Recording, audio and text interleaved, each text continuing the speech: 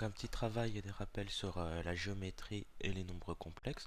Donc pas mal de choses, à la fois ce qu'on a vu de manière élémentaire.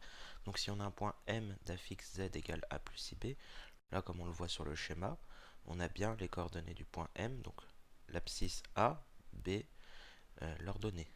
Donc ici la partie réelle, ça sera l'axe des abscisses, et la partie imaginaire, ça sera désigné par l'axe des ordonnées. Donc voilà. On en déduit aussi les coordonnées du vecteur OM, qui sont AB. Donc on a automatiquement l'affixe du vecteur OM, donc c'est Z égale A plus IB. On a des formules, par exemple, l'affixe du vecteur AB, son affixe, A pour affixe. Donc ZAB, qu'on peut noter ainsi, c'est-à-dire ZB moins ZA. On se souvient des formules, les coordonnées de B moins celles de A. Si on cherche le milieu, ça fonctionne de la même façon. Le milieu d'un segment, c'est la moyenne des deux affixes, donc ZA plus ZB divisé par 2. Et sinon, les règles sur les vecteurs, ça fonctionne très bien. Donc par exemple, si on veut montrer que trois points sont alignés. Donc premier exemple, donc on a les affixes de ces trois points, moins 2 plus 3i, 4 plus 2i, zc, donc c'est moins 8 plus 4i. On veut montrer qu'ils sont alignés. Donc on va calculer les coordonnées des vecteurs, ou plutôt les affixes des vecteurs AB et AC par exemple. Donc ZB moins ZA, on fait le calcul, 4 plus 2i moins 2 plus 3i. Alors 4 plus 2i, pardon, hop, plus 2 moins 3i, on calcule 4 et 2, 6, et on aura du moins i, 6 moins i. On fait la même chose pour ZAC, donc ZC moins ZA, ZC c'est moins 8 plus 4i, alors on va aller un petit peu plus vite, donc moins 2 plus 3j, donc moins 8 plus 4i ici, on retrouve les mêmes calculs de moins 3i, donc on va obtenir donc moins 6 plus i. On remarque donc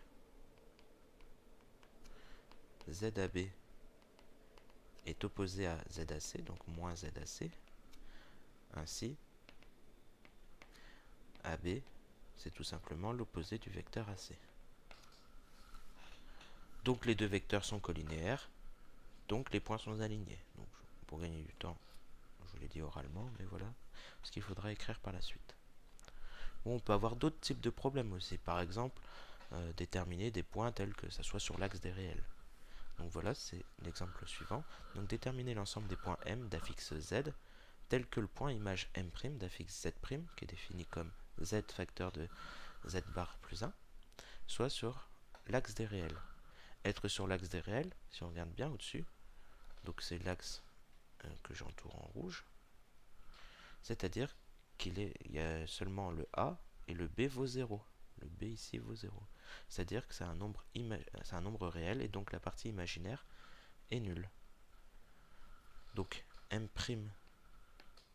est sur l'axe des réels.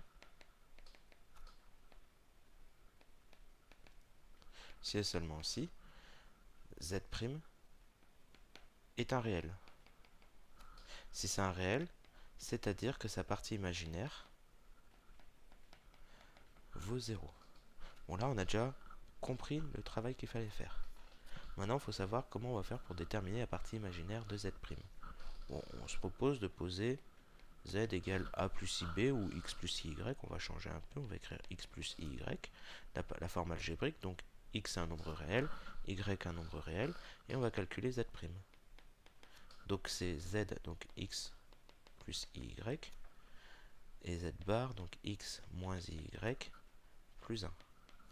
Alors on peut gagner un peu d'étapes de calcul en développant d'abord Z bar et ensuite plus 1, c'est ce qu'on va faire d'ailleurs. Ce sera plus rapide. Alors Z' c'est Z bar plus 1, c'est-à-dire Z bar plus Z. Alors il y a une formule qui nous dit que ici Z bar c'est X, c'est le module de X, pardon, c'est le module de Z au carré. C'est-à-dire, c'est juste x carré plus y carré. On peut le redémontrer, mais on va gagner du temps, on va directement utiliser cette formule-là. Ça, c'est une formule à connaître. Donc, x carré plus y carré plus z, c'est-à-dire x plus iy. Donc là, on a automatiquement sa partie réelle, sa partie imaginaire. Donc z' est réel si et seulement si la partie imaginaire égale 0. La partie imaginaire, c'est seulement y. Et donc là, ça veut dire donc que le point M' est sur l'axe des réels si et seulement si z c'est seulement x, c'est-à-dire z est réel. Donc on obtient bien une condition sur le point M. Donc l'ensemble des points M, c'est l'ensemble des z réels, tel que son affixe soit réel. Donc autrement dit, M se situe uniquement sur l'axe des réels, ici. Donc il y a toutes ces possibilités, c'est sur cet axe-là. C'est-à-dire la droite d'équation y égale 0.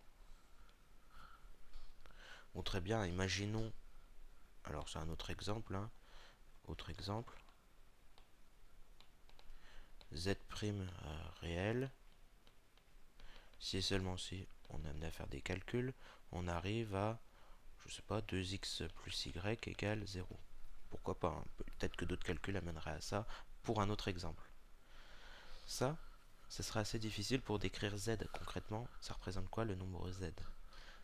Ce serait difficile, donc ça veut tout simplement dire que m d'affixe z, m appartient à la droite d'équation 2x plus y égale 0. Et ça, on connaît hein, ce genre de droite, c'est très facile. On pouvait déterminer un vecteur directeur, un point sur cette droite. Déjà, un point sur cette droite, c'est l'origine. Hein. Le point O appartient à cette droite.